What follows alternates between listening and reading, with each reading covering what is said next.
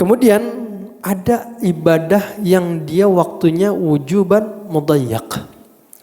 Wujuban mudayyak, wajib yang waktunya tapi sempit. Masawa waktuhu fi'lahu. Waktu sama pekerjaannya, pekerjaan ibadah itu setara. Maka bagi siapapun orang yang sudah mendapati waktu tersebut, dia tidak boleh menunda. Harus dikerjakan dari awal sehingga akhir waktu tersebut. Contohnya apa? Contohnya pelaksanaan ibadah puasa. Kan gak ada orang waktu subuh jam misalnya 4:30, dia mulai puasanya jam 8. Ntar dulu dah, gue puasanya jam 8. Bukannya sama maghrib, ya gak boleh. Itu wajib mudayyak. Wajib tersebut harus dilaksanakan berbarengan dengan waktunya. Dari awal sampai akhir. Waktunya puasa dari subuh sampai maghrib.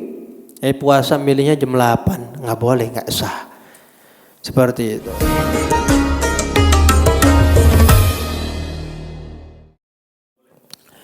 Orang seperti yang tadi saya contohkan dalam kondisi terikat tubuhnya. Dia mau sholat, tapi nggak bisa berwudu ataupun tayamum. Kan tayamum itu pengganti wudu. Ada orang sakit nggak mampu berwudu, tapi dia melakukan tayamum. Ini orang diikat. Maka kalau dalam kondisi seperti itu, orang itu sholat tetap dilaksanakan di waktu sholatnya, walaupun tidak dalam kondisi bersuci terlebih dahulu. Dia nggak berwudu dan juga tidak bertayamum. Namun status sholatnya itu hanya sebatas menggugurkan kewajiban sholat itu sendiri di dalam waktunya. Tapi kewajiban tersebut secara hakikat belum gugur. Kenapa? Karena setelah nanti di waktu berikutnya dia sudah dalam kondisi normal, maka dia wajib untuk mengulangi sholat tersebut.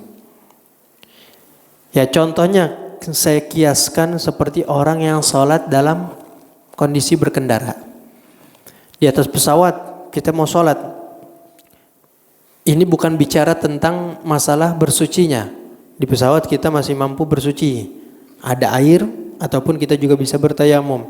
Tapi bicara tentang syarat sah sholatnya, yaitu adalah ittijahul qiblah, harus menghadap ke arah kiblat. Di atas pesawat kita bingung, kiblat mana? Apa juga kemungkinan juga sholat kalau andai kata ini di awal takbir kita menghadap kiblat, belum tentu sampai bagian akhir itu terus sampai menghadap kiblat. Maka dalam kondisi seperti itu, orang itu walaupun sudah melaksanakan sholat di dalam pesawat, maka dia setelah turun dari pesawat wajib untuk mengulangi sholatnya. Tetapi yang perlu diingat bahwa orang yang tadi sholat dalam keadaan terikat, dia tidak berwudu atau tidak bersuci terlebih dahulu, dan orang sholat dalam atas kendaraan, dia itu ketika mengulangi sholatnya bukan disebut sebagai qada'us shalah.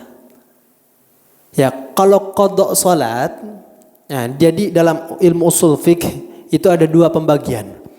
Ada i'adatus shalah, ada qada'us shalah. I'adatus shalah, mengulang kembali salat atas salat yang sudah dikerjakan sebelumnya pada waktunya. Berbeda sama qada'us shalah. Qada'us shalah itu adalah melaksanakan salat karena tidak atau belum melaksanakan salat pada waktunya.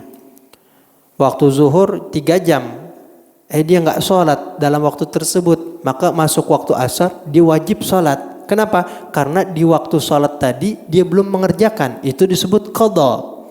Kalau i'adatus shalah, waktu zuhur 3 jam, di waktu asar dia udah turun dari pesawat ataupun kondisi badannya sudah tidak lagi terikat, dia mampu berwudu, mampu bertayamum, maka karena sholatnya sebelumnya sudah dilaksanakan di waktunya, maka sholat tersebut hanya sebatas diulangi. Ya memang secara zahirnya itu sama-sama dilakukan di luar waktu. Namun yang membedakan bahwa sebelumnya dia telah menggugurkan kewajibannya di waktunya sendiri. Seperti itu. Jadi tadi orang yang diikat, ya gak apa-apa. Sholat ya sholat aja. Kayak orang di dalam penjara misalnya.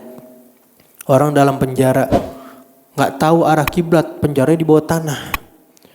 Ya, dalam kondisi seperti itu bagaimana? Ya, sholat aja udah. Waktunya juga nggak tahu. Penjaranya tertutup, matahari nggak kelihatan. Ini udah masuk jam berapa ini? Kebetulan kita nggak diberikan waktu, nggak ada jam, nggak ketahuan. Ini udah masuk waktu zuhur apa enggak? Keluar dari penjara, ulang sholatnya. Kemudian dalam penjara nggak mampu untuk bersuci, air nggak ada. Mau pakai tayamum, debunya kotor semua, najis semua. Ya, kan jorok kadang penjara. Nah, akhirnya dalam kondisi seperti itu silahkan sholat. Namun setelah itu dia harus mengulangi. Dan ingat, orang yang mengulangi sholat dia tidak berdosa. Kalau orang qadha sholat itu terbagi menjadi dua. Ada yang dosa, ada yang enggak dosa. Yang enggak dosa, ya, itu dikarenakan alasan cuma dua. Ya, entah karena tidur ataupun karena lupa. Jadi kalau selain daripada dua itu, dia meninggalkan sholat, ya karena sengaja, itu dia berdosa. Seperti itu. Wallahu a'lam.